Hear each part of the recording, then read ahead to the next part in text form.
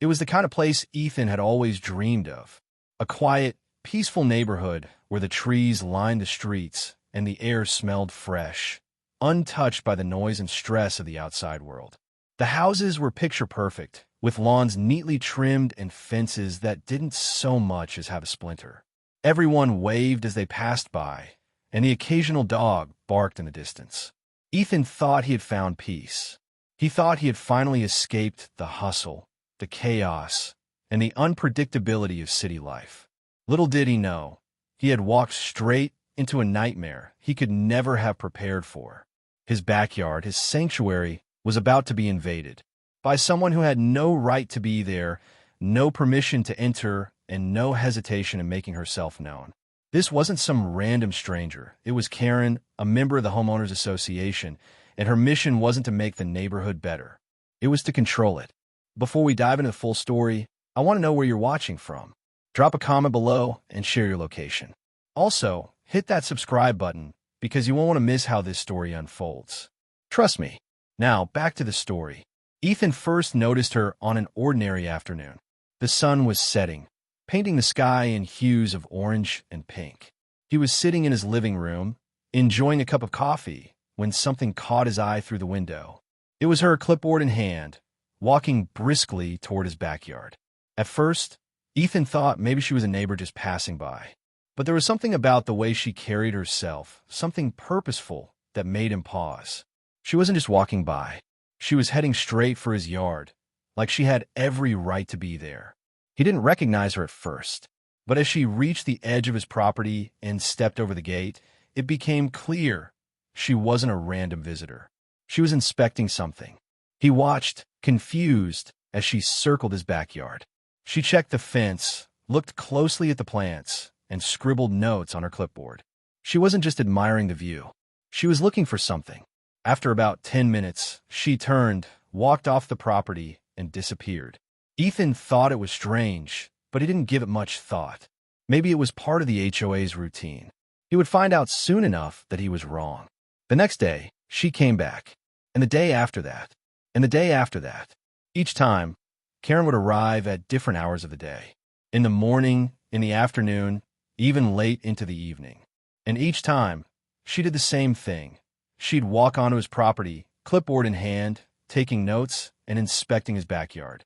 Ethan started to feel like a prisoner in his own home. It was as if he was being constantly watched, even when he wasn't aware of it. She was a daily fixture in his backyard, like an unwelcome shadow that he couldn't shake off. He tried to ignore it at first, but as the days turned into weeks, the frustration began to build. He started researching the HOA policies, looking for any mention of routine inspections. The HOA had a set of rules that they insisted everyone followed, but nowhere did it explain who had the authority to inspect your property or why they would need to do it. It simply mentioned vague terms like routine checks and compliance. There was no mention of Karen, no mention of why she kept coming to his house, and no real guidance on how often this kind of inspection should take place. It felt wrong. It felt invasive. It made him nervous. Then one afternoon, Karen showed up again, but this time, she came with a ladder. Ethan watched in disbelief as she set up the ladder near the side of his house, climbed up, and began inspecting the roof. At that point, he knew this wasn't just a simple inspection. She had crossed the line. She was no longer just trespassing on his property. She was climbing onto his roof, entering private spaces he hadn't even realized she would dare touch. The image of her standing on top of his roof, clipboard in hand, like she was in charge of everything he had worked so hard to build, made his blood boil. He couldn't just stand there and watch anymore. He had to take action. Ethan sat down that night, frustrated. He couldn't live like this anymore. He needed a plan. He couldn't just let Karen, or anyone from the HOA, keep invading his space. He needed to document everything. He started by installing more security cameras. He made sure every inch of the yard was covered. If Karen thought she could come into his property without anyone knowing, she was wrong. He was going to catch every move she made. But he didn't stop there. He knew that just documenting it wasn't enough. He had to make sure others knew what was happening too. It was time to take this issue public. He posted the footage online. At first, he thought only a few friends would see it. But the response was explosive. People started sharing their own stories. Neighbors who had been silently suffering under the HOA's rule for years began to speak out. It wasn't just him. It wasn't just his backyard. The HOA's overreach was a problem many others have been dealing with, and now they were all connected. Ethan began to feel like they were building a movement. The response was overwhelming. Comments and messages flooded in from other residents, not just from his neighborhood, but from others who had similar experiences. The HOA had been bullying residents for years, and Karen's actions were the tipping point that made it all come to light. What followed next was something Ethan hadn't anticipated. The community began to rally. People came together like never before, united by one common goal: to stand up to the HOA and reclaim control of their lives. He started receiving messages from neighbors, offering their support, sharing their own stories. He couldn't believe how many people had been silently enduring the same thing. They organized meetings, and soon they were planning strategies. They made plans to confront the HOA, not just for Ethan's sake, but for everyone's. The more people came forward, the more he realized that he wasn't alone. This was a fight for their rights, for their peace, and for the sense of ownership they had over their own homes. The HOA thought they could control them, but they had no idea what was coming. Then, the unimaginable happened. One afternoon, Karen showed up again, ladder in hand, as usual. But this time, something was different. A gust of wind picked up, knocking the ladder to the side. Karen, unprepared, lost her balance and fell. The sound of her body hitting the ground echoed through the yard. Ethan could hear her scream in pain as she hit the dirt. He was in shock. His first instinct was to run to her, but he couldn't move. It wasn't just the shock of seeing her hurt. It was the realization that this was the culmination of her behavior, her arrogance, and her disregard for anyone's personal space. The fall was caught on his security cameras. The footage was clear, every detail was captured. From the moment she lost her footing to the painful crash. Ethan didn't want to see her hurt, but the truth was undeniable. This was the consequence of her actions, and the footage wasn't just going to stay on his computer. It was time to share it with the world. He posted the video, showing exactly what had happened. It wasn't just about Karen's fall, it was about the truth finally coming to light. The backlash was immediate.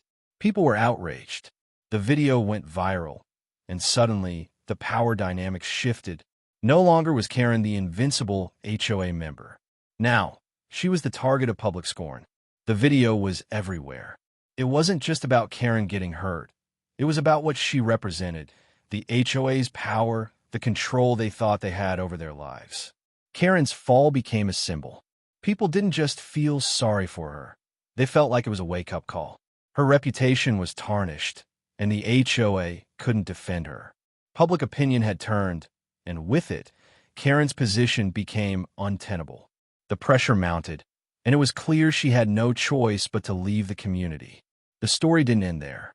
The community, now united like never before, threw a party to celebrate their victory.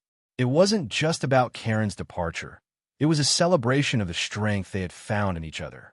They had stood up to the HOA, and together they had reclaimed their peace. The party was everything Ethan had hoped for and more. The streets were filled with laughter, music, and the scent of grilled food. Neighbors who had once kept to themselves were now mingling, sharing stories, and enjoying the sense of freedom that had returned to their lives.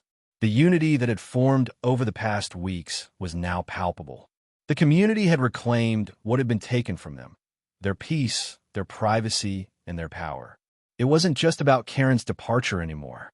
It was about what they had built, a sense of ownership, a sense of pride in their collective strength. The victory felt sweet, but it also felt like a new beginning. Ethan looked around and saw the faces of the people who had stood by him, who had helped bring down the oppressive reign of the HOA.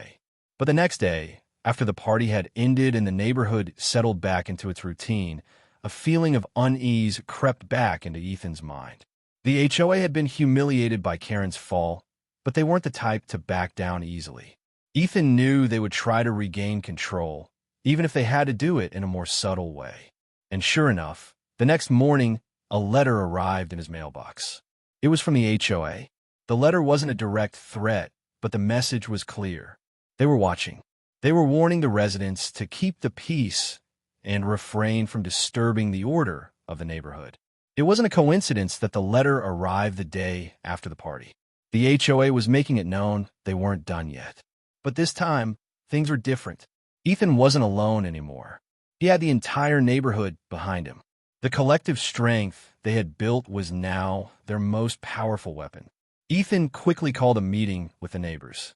They gathered in his living room, and for the first time, the room was filled with confidence rather than fear. Together, they decided to take their fight to the next level.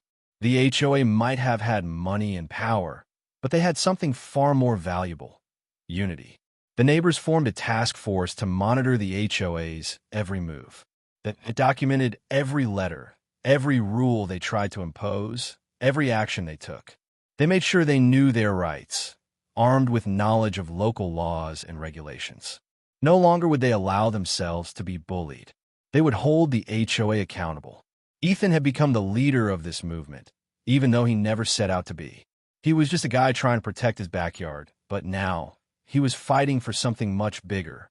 The HOA wasn't just a group of people.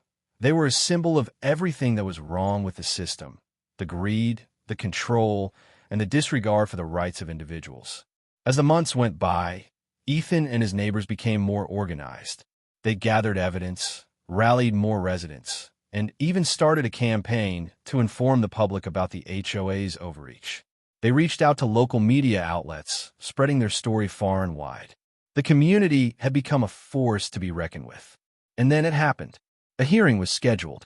The HOA had attempted to enforce a new set of rules, but this time, the neighborhood was prepared. Ethan, along with the task force, presented their case. They showed the documentation of the HOA's violations, the footage from the cameras, and the stories from residents who had been too afraid to speak up before. The members of the HOA, once so confident in their authority, now found themselves on the defensive. Public opinion had shifted, and with it, their power was crumbling. In the end, the hearing resulted in a resounding victory for Ethan and his neighbors. The HOA was forced to revise its policies, implement new regulations, and most importantly, they were ordered to stop invading people's personal spaces. Karen, once the face of the HOA's oppression, was gone, but her departure was just the beginning. The community had shown that they would no longer tolerate being silenced or controlled. They had learned an important lesson: that the strength of a united community could overcome even the most powerful adversaries. Ethan stood at the edge of his backyard, looking out over the neighborhood. It had been a long, hard journey, but it had been worth it. The peace he had once thought was unattainable was now his reality, and he knew that it was a peace that would endure. The fight wasn't over, but they had won this battle, and they had done it together. As he walked down the street, neighbors waved and smiled, their faces no longer shadowed by fear or anxiety. They were stronger now, united in a way that would protect them from any future threats. And Ethan couldn't help but smile back, knowing that the neighborhood was finally free. The lesson was clear: don't let anyone invade your space or take away your peace. If you see something wrong, don't be afraid to speak up. The power of community is unstoppable. And that's how Ethan Cole, a man just trying to protect his backyard, became the leader of a movement that changed the entire neighborhood. Together, they had stood up to the HOA, reclaimed their peace, and built something stronger than they had ever imagined. In the end, this wasn't just about a personal victory. It was about something bigger: standing up for your rights, not letting anyone invade your space, and taking back control when it feels like it's slipping away. And now, when I sit in my backyard, I know I've fought for the peace and privacy I deserve. If you've ever been in a situation where your privacy was invaded, where your rights were pushed aside, don't back down. Stand up, stand together, and remember, the power of a united community can change everything. If you've dealt with something similar, share your story in the comments. And if you haven't already, make sure to subscribe for more stories of resilience and victory.